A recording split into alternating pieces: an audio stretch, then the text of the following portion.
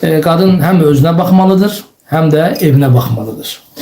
Sünnət üzrə İslamın tələb etdiyi qadın evini və ailəsini, uşağını və zövcəsinin də təmizliyinə sorumludur. Yəni evdən kişi çıxanda onun paltarından sorumlu olan qadındır. Çöldən gələndə, yəni onun paltarından sorumlu olan qadındır. İşdən gəldi, soymuş olduğu paltarları nədir? Kirliyini, təmizliyini sorumlu olan budur.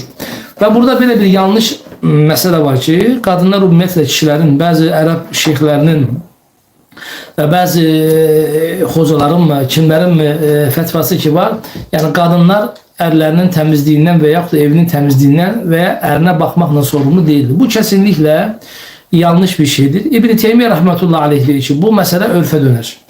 İxtilafların ortasını çözər, örfə dönər. Örfdə qadın öz ata-anasına baxar.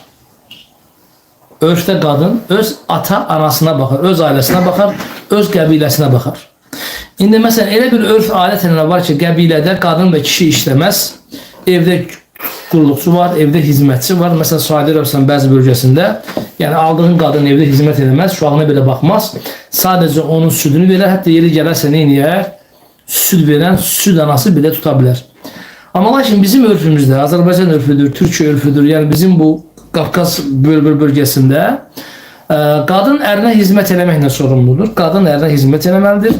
Yəni o da ona dəyər verir, belə dəyər verməlidirlər.